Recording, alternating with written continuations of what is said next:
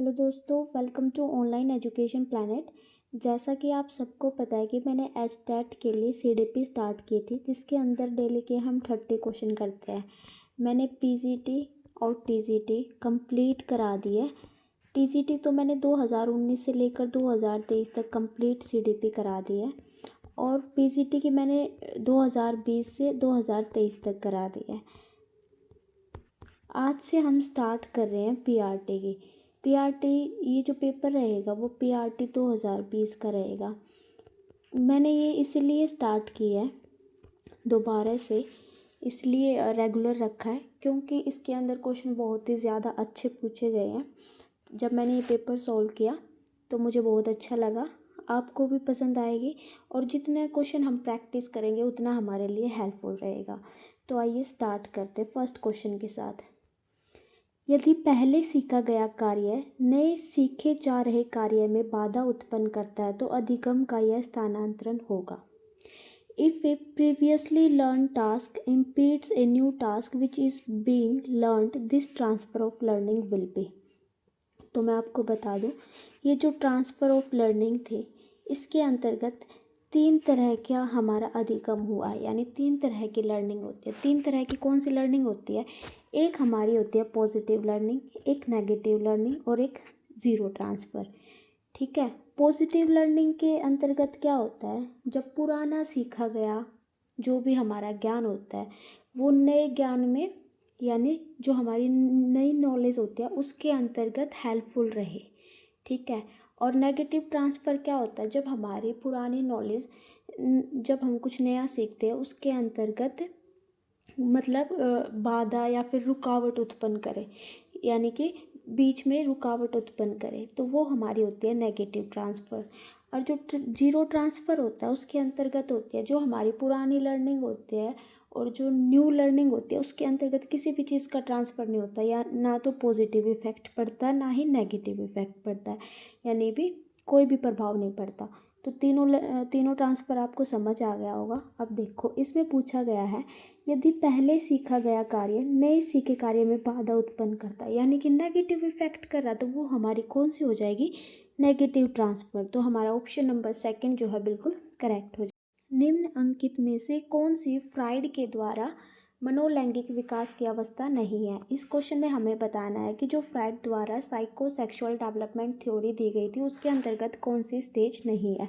तो फ्राइड ने अपनी इस थ्योरी के अंतर्गत बताया था कि किसी भी व्यक्ति की पर्सनैलिटी या फिर सेक्सुअलिटी 5 चरणों में विकसित होती है, यानी कि 5 स्टेजेस में विकसित होती है। वो 5 स्टेजेस उसने कौन सी बताई थी?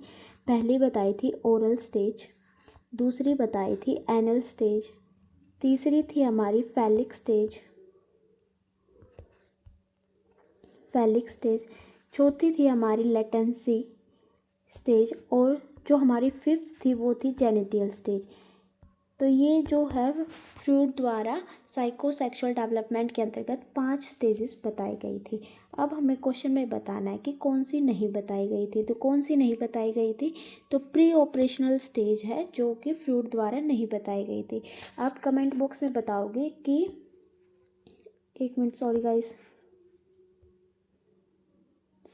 आप जो है कमेंट बॉक्स में बताओगे कि जो प्री ऑपरेशनल स्टेज थी वो किसके द्वारा दी गई थी। जो ये प्री ऑपरेशनल स्टेज थी वो किसके द्वारा दी गई थी?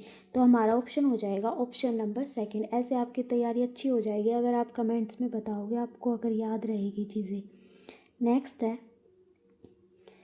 पुनर्बलन की कौन सी अनुसूची सबसे ज़्यादा प्रभावी है? इसमें पूछा है कि which schedule of reinforcement is most effective, कि कौन सा री इन्फोर्समेंट का सबसे ज़्यादा इफ़ेक्टिव शेड्यूल है। तो ये जो री इन्फोर्समेंट होता है, पुनर्बलन होता है, ये क्या होता है कि मतलब कुछ कार्य करने पर किसी को पुनर्बलन करना, यानी कि उसकी प्रशंसा करना या फिर उसको कुछ दे देना, ये हमारे री इन्फोर्समेंट होता है। और ये जो री इन्फोर्समेंट होता है इसको 2 भागों में बांटा जाता है। ठीक है, एक हमारा होता है कॉन्टिन्यूस री इन्फोर्समेंट, कॉन्टिन्यूस होता है। एक हमारा होता है पार्शियल री इन्फोर्समेंट। पार्शियल, कॉन्टिन्यूस को बोलते हैं सतत और पार्शियल को बोलते हैं आंशिक। ठीक है। कॉन्टिन्यूस जो हमारा रीइंफोर्समेंट होता है इसमें होता है जब भी, मान लो जब भी आप कोई भी कार्य कर रहे हो, कोई भी काम कर रहे हो, और अगर मैं आपको रीइंफोर्समेंट दे दूँ, यानी कि पुनर्बलन दे दूँ, फॉर एग्जांपल कि जैसे बच्चे हैं उन्होंने कोई भी अच्छा काम किया तो उनको एक चॉकलेट दे दी, ये हमारा क्या होता है, रीइंफोर्समेंट होता है। लेकिन कंटिन्यूस क्या होता है, हर बार आप उसको कुछ ना कुछ दे रहे हो। लेकिन पार्शियल में क्या होता है, आप उसको कभी कभी देते हो, ठीक है। फिर ऐसे ही हमारा, अगर हम डिटेल में जाए इसके, जैसे ये फिक्स्ड इंटरवल है और फिक्स रेशो है, इसका भी समझना बहुत ज़रूरी है क्योंकि बार बार इससे एग्ज़ाम में क्वेश्चन पूछे जाते हैं। तो पार्शियल के अंतर्गत ही इसको हम दो भागों में बांट देते हैं। एक हमारा होता है फिक्स्ड रेशो, ठीक है, फिक्स्ड रेशो। एक हमारा होता है फिक्स्ड इंटरवल। जो ये फिक्स्ड रेशो होता है, रेशो मतलब होती है मात्रा, इंटरवल मतलब होता है समय। फिक्स्ड देखो ये क्या होता है, फिक्स्ड क्या होता है, स्थिर।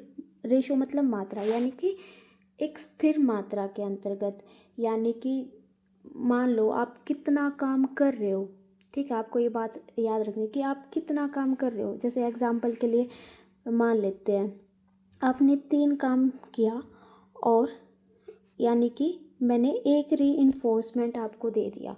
फॉर एग्ज़ाम्पल अगर बच्चा 3 क्वेश्चन कर रहा है, अगर 3 क्वेश्चन करने के बाद मैं उसको एक चॉकलेट दे दूँ तो ये क्या होगा, हमारी मात्रा समान होगी, यानी कि हर 3 काम पर उसको एक चॉकलेट दी जा रही है। तो इसमें क्या है, मात्रा समान है, ये हमारी होती है फिक्स्ड रेशो। अच्छा, तो फिक्स्ड इंटरवल क्या होगा, फिक्स्ड इंटरवल के अंतर्गत होता है, देखो फिक्स्ड का हो गया स्थिर और इंटरवल हो गया हमारा समय। यानी यहाँ पे तो हम मात्रा पे मतलब कितना काम कर रहे हो तब हम पुनर्बलन देते हैं, और इंटरवल होता है हमारा समय से रिलेटेड। यानी कि इसका एग्जांपल देख लेते हैं, जैसे कि फॉर एग्जांपल मान लेते हैं हर मंथ सैलरी मिलती है, यानी कि 30 दिन बाद हमेशा सैलरी मिलती है। तो ये तो फिक्स्ड इंटरवल हो गया भाई, 30 डे आप काम करोगे फिर आपको सैलरी मिलेगी।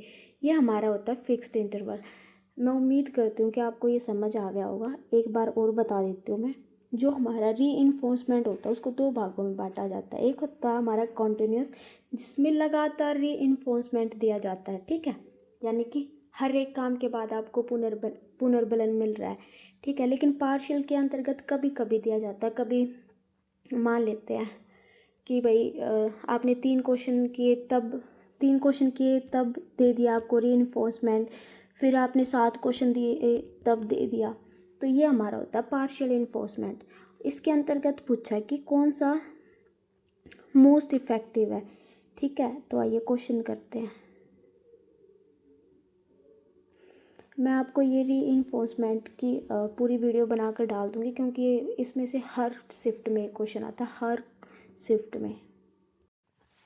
तो इसमें पूछा था कि सबसे ज़्यादा प्रभावी कौन सा है, तो सबसे ज़्यादा प्रभावी हमारा कौन सा हुआ, कॉन्टिन्यूस रीइंफोर्समेंट। यह तथ्य है कि मछली उड़ नहीं सकती और उल्लू तैरना नहीं सीख सकते का निहितार्थ क्या है।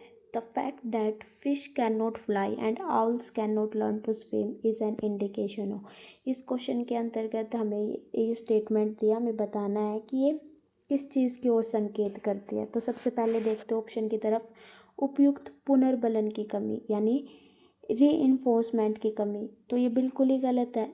ये नहीं कि मछली को हम रीइंफोर्समेंट दे देंगे तो वो उड़ जाएगी, ऐसा नहीं होगा।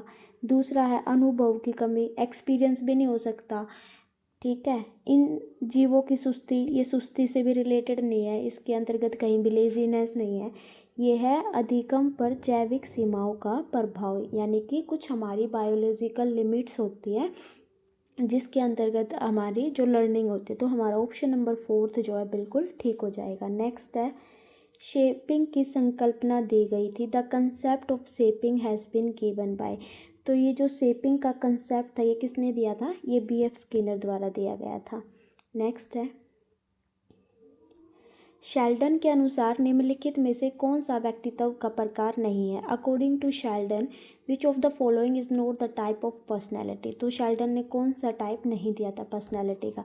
तो मैंने आपको बताया है कि शेल्डन के द्वारा जो पर्सनैलिटी के थे 3 टाइप दिए गए थे। कौन कौन से थे वो?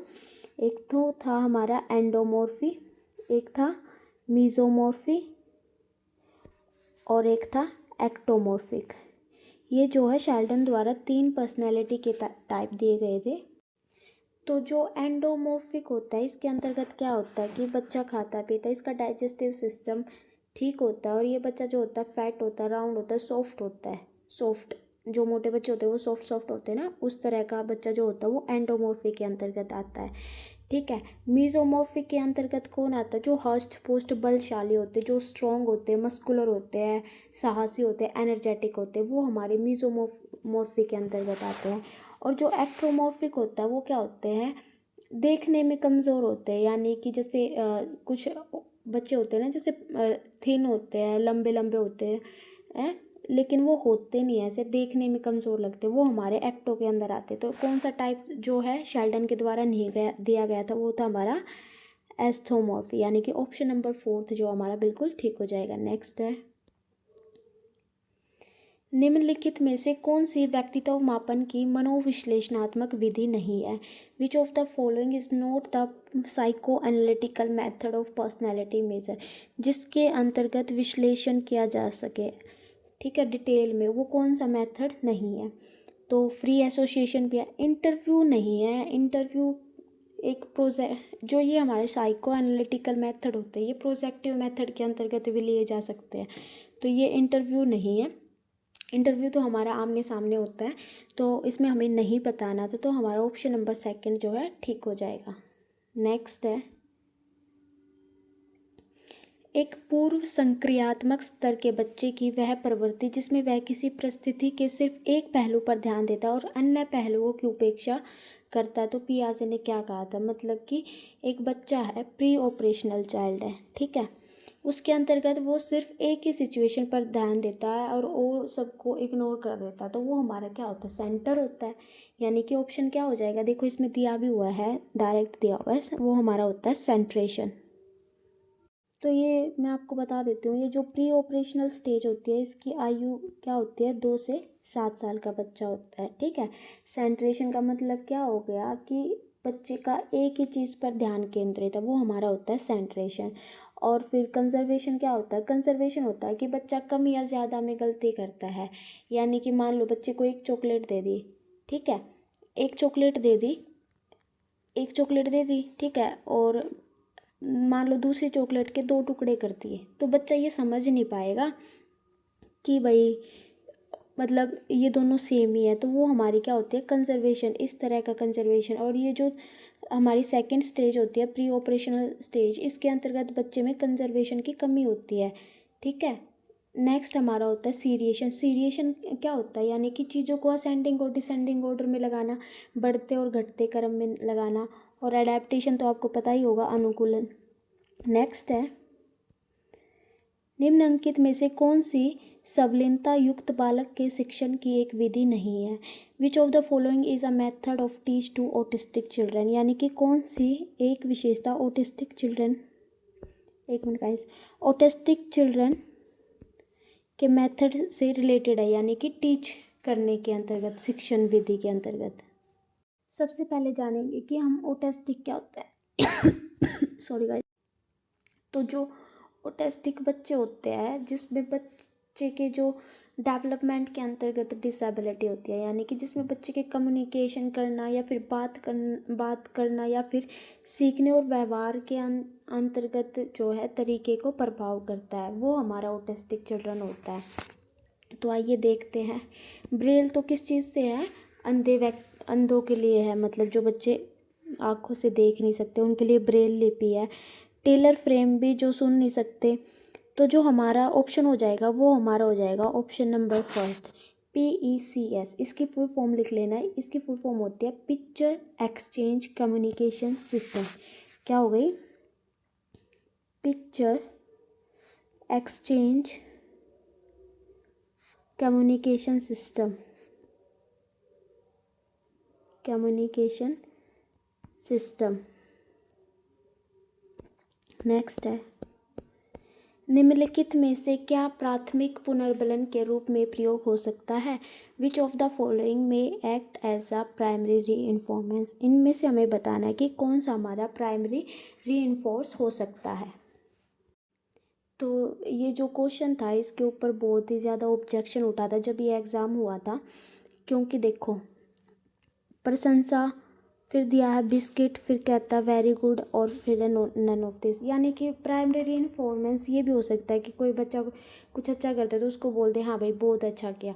तो ये एचटेट ने नहीं माना था। एचटेट के अकॉर्डिंग क्या होता है, ऑप्शन नंबर सेकंड, यानी कि बच्चे को कुछ देना, उस वो बच्चे का क्या होता है प्राइमरी इन्फोर्समेंट होता है। यानी कि बच्चे को जैसे चॉकलेट देनी, बिस्किट देना, ये सब उसको ज़्यादा अट्रैक्ट करते हैं, या इसकी बजाय कि अच्छा किया। बच्चा सोचेगा सिर्फ मतलब वही तो मिली है, प्रशंसा ही तो मिली है। लेकिन जब हम बच्चे को कुछ देते हैं तो ये जो है एचटेट द्वारा प्राइमरी रीइंफोर्स माना गया था। नेक्स्ट है, डिस्ग्राफिया एक प्रकार का है। तो डिस्ग्राफिया जो है लिखने से संबंधित है, राइटिंग से, तो ये हमारी क्या हो जाएगी, लर्निंग डिसेबिलिटी। नेक्स्ट है, निम्नलिखित में से किसने सर्वप्रथम नैतिक विकास का सिद्धांत दिया था?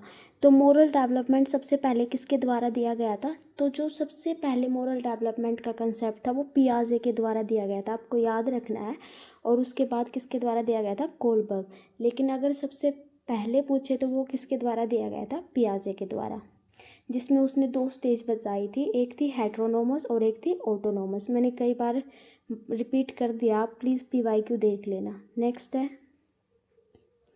वर्ग समूहन की योग्यता का विकास होता है, the ability of class grouping develop during. इसमें पूछा है, यानी कि बच्चा जब किसी भी चीज़ को क्लासीफाई करने लगता है या फिर ग्रुपिंग करने लग जाता है तो वो कौन सी स्टेज के अंतर्गत होता है?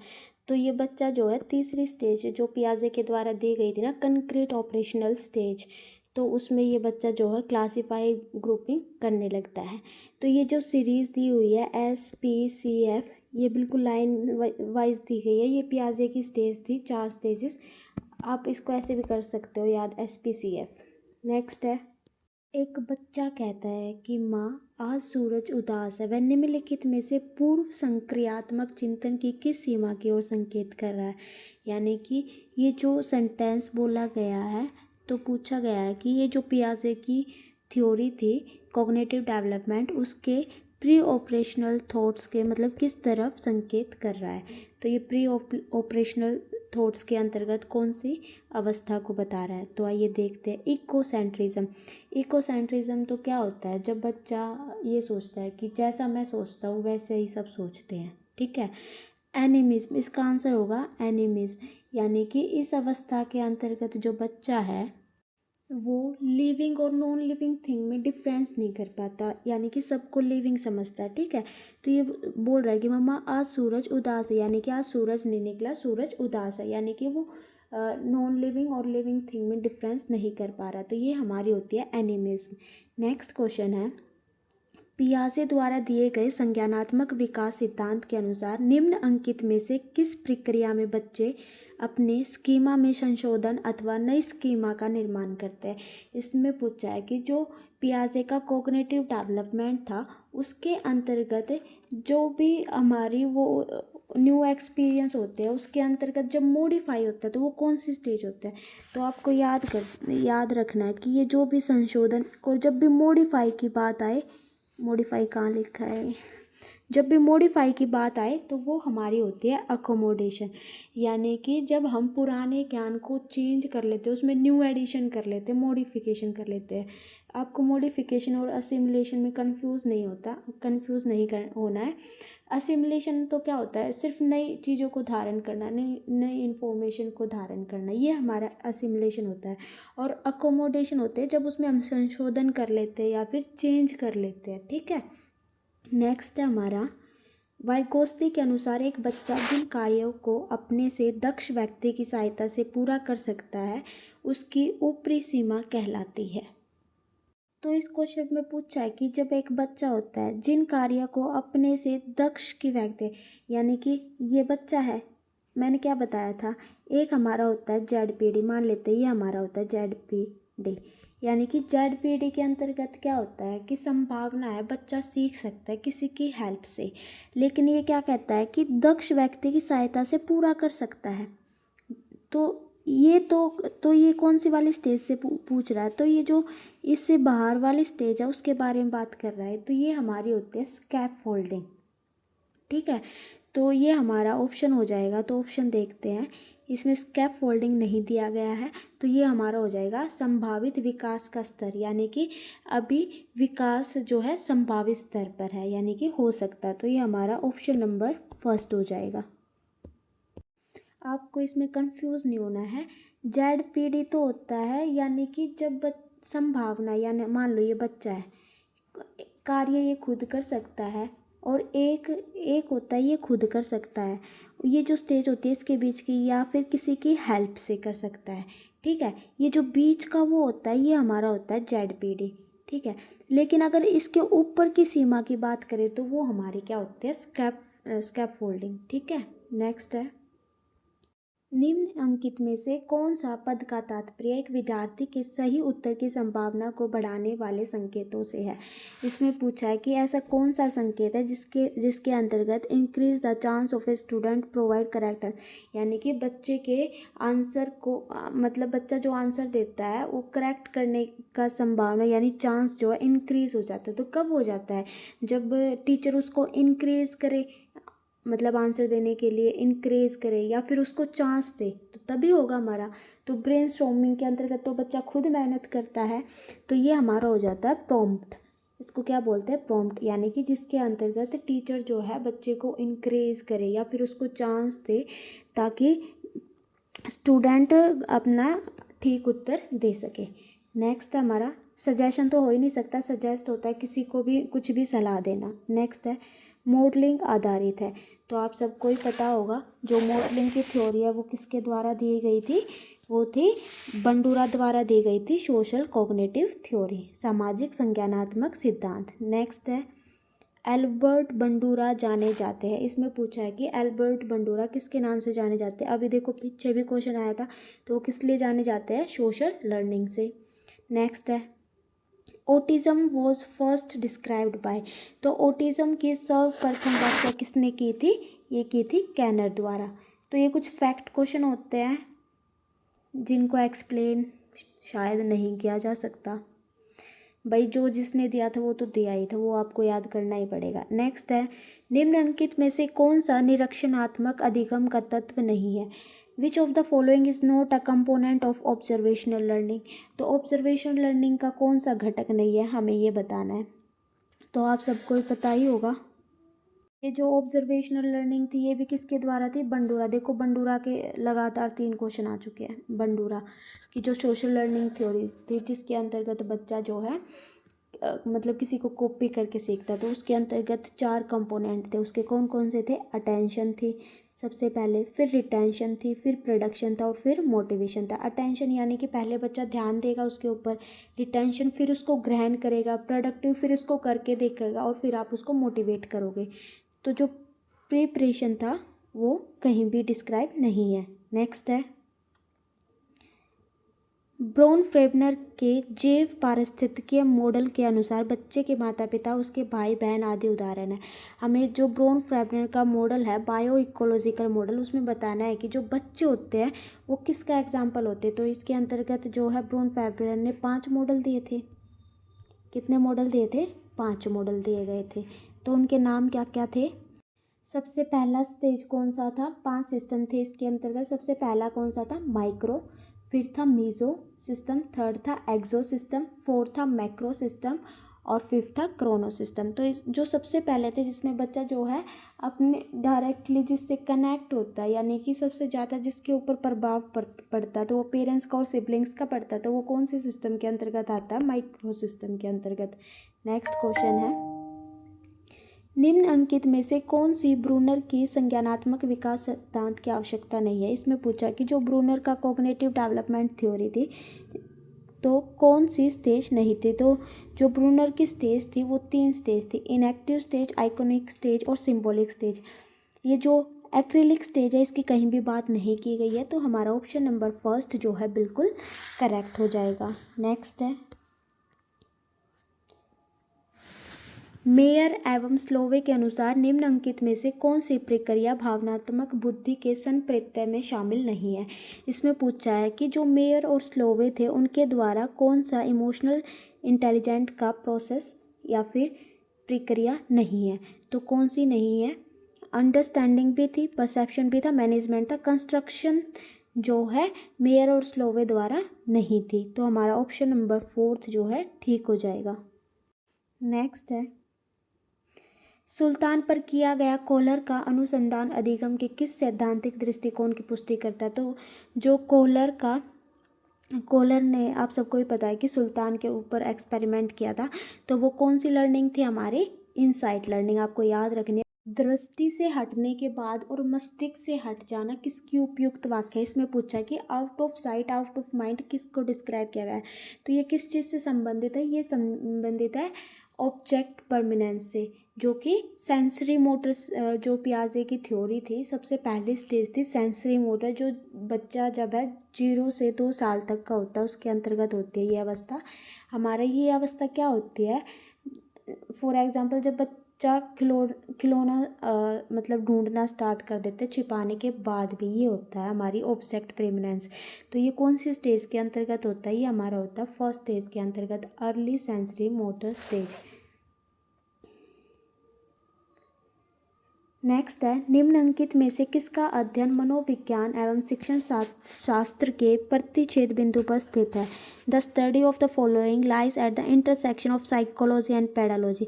जब भी साइकोलॉजी और पैडालॉजी की बात हो तो वो हमारी एजुकेशन साइकोलॉजी होती है, तो हमारा ऑप्शन नंबर फोर्थ जो है बिल्कुल ठीक हो गया। नेक्स्ट है the concept of scaffolding has given by. तो स्कैप फोल्डिंग किसके द्वारा दिया गया था, अभी मैंने मतलब इसी वीडियो के अंतर्गत ये जो बताया था आपको स्कैप फोल्डिंग और ZPD, तो ये किसकी थ्योरी थी, ये हमारी वाइगोत्स्की की थ्योरी थी, जो कि सोशो कल्चर थ्योरी के अंतर्गत बताया गया था स्कैप फोल्डिंग। स्कैप फोल्डिंग क्या होता है, ये एक हेल्प देने की प्रोसेस होती है या फिर सपोर्ट देना, हिंट देना, ये एक हमारा टेम्प्ररी सपोर्ट होता है, ठीक है। नेक्स्ट है एक बालिका के उसके पिता के प्रति आकर्षण को फ्राइड ने क्या कहा है।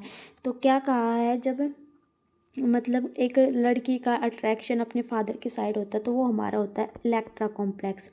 होर्डी कॉम्प्लेक्स क्या होता है, बॉय का होता है। नेक्स्ट है किसने शिशुओं के मस्तिष्क को खाली स्लेट माना था।